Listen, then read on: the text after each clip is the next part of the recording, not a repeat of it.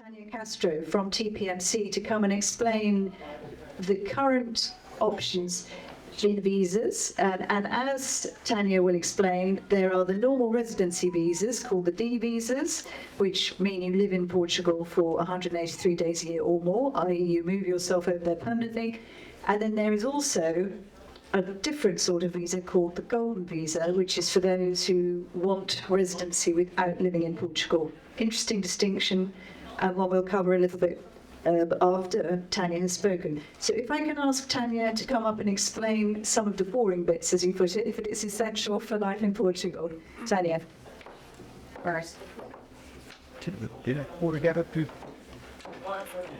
So, are you excited with the boring stuff? So, this is one of the things that I know it's a bit technical, and I know we're talking about paperwork. But, like in any country, today, even in UK, you have to deal with the paperwork in order to get what you want. So, the first thing you have to ask is, what do you want? Do you want to live in Portugal, to reside, effectively, to have your home? Yeah. Do you want to spend your, your Christmas or on your summer in Portugal? Do you want to work in Portugal? The first thing is, what do you want? After that, everything becomes a lot easier. I'm just doing a small promotion on the island where we work, which is in Portugal also. So if you want to visit us, we are in Madeira. The main office is in Madeira, but the law is applicable in all the countries, so everything we will discuss is applicable to the Portugal as a whole. A little bit about us. We are in the market for the last 28 years. We work with foreign clients mostly. We do everything since the immigration process, registration, fiscal, tax advice, from individuals and also from companies. We also do real estate follow-up for the cases that they need. But basically, we and other colleagues do what I do, we are here to help you, because we do understand that moving from one country to the other, it takes a lifetime. I mean, and you are already one life in UK, so it's not easy to change and to go to a different country, even if we speak the same language, or we try to, at least, okay? So we do understand that. After you understand and after you choose, so I want to go to Portugal and I want to live. So what do I need to do? I need to get a residency visa. A residency visa will allow you to get a permanent authorization to live in Portugal, which you need to renew every 2 years, but after the 5th you can ask for the permanent residency. What does this allows you? Allows you to stay in Portugal without any kind of rule like you have with the touristic visa, which you have to count 90 days within 6 months period and then go out. It will allow you to have a normal life, to go in and out like any resident in Portugal. These, like we call them, are the visas for more than 12 months permit when you are discussing residency in Portugal. If you want to have a short-term visa, then we have other options than these. But I do think that the majority of the people, when they decide to go to Portugal, they want to live more than 12 months, of course. Let's begin with basics. So basics with paperwork. What do I have to get to have the visa? No matter the kind of visa, we will need to have these documents. We will need to have a form which we will fill in. We will need to have pictures. We will need to have a proof that we reside in Portugal, or through a rental agreement, or with the acquisition of a real estate, or staying at a friend's house, for example. So we need to prove that you have a fixed address in Portugal. You will need a Portuguese bank account. In order to get rental, the real estate, the Portuguese bank account, you will need a Portuguese fiscal number. In Portugal, you cannot have capital share, bank account, or do a rental agreement or acquisition of real estate without a Portuguese fiscal number. Okay? And then you need an insurance because the Portuguese state needs to be aware that you have coverage if something happens. And you will need 2 documents from UK, which are the basic documents that we usually ask. It's related to your national insurance number and with your criminal record. And we can follow with you how to obtain it. It's fairly easy and it's easily certified and published. This is the paperwork. I mean, like it or not, you'll need to do it, and we are here to help you with that. Okay? Then you need to decide. So I'm going to Portugal. Am I retired people? Do I have a steady income with which I can have a D7, for example? A D7, it's a visa for steady monthly income. If I'm a retired people, if I have houses for which I receive a monthly rental, I can have a D7. If I have investments, capital investments, with which I have interest, I can apply for a D7. If I'm an entrepreneur, if I want to be a freelancer, then it's better for me to apply with a D2, for example. If I want to study, then I have a D5. And if I want to work as an employee, then I ask a visa for labor.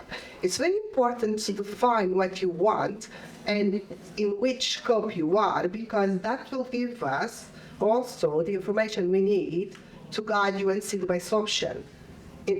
There are a lot of people that think that going to Portugal and applying directly to the foreign services in Portugal is the best option, but 99% of the times, and we do a lot of work with UK, we notice that it's always better to apply from UK, because we can do it through the Portuguese embassy. The services work very well. We have a lot of clients doing it, and it's a lot faster. We also need to define with you what kind of residency do you want, because if you tell me, Tanya, no,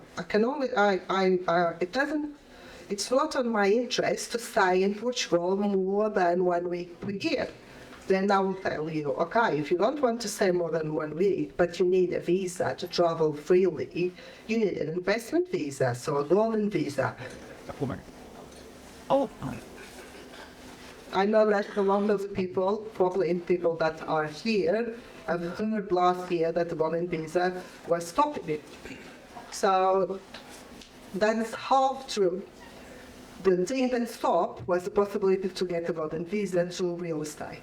That part has stopped because the market in Portugal for real estate is very, very high, and the government wanted to control the prices that we have in habitation, giving the residents a solution to buy and to rent additionally to the ones that are being in place.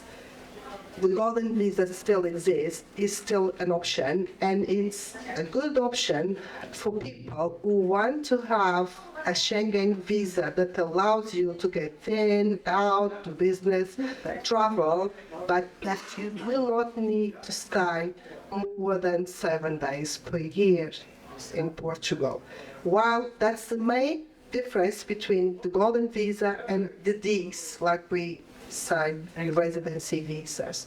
While the residency visa is a visa that you ask with the intention to live, in fact, in Portugal for at least 183 days, the golden visa is also a residency visa, but you only need to stay 7 days per year. Okay?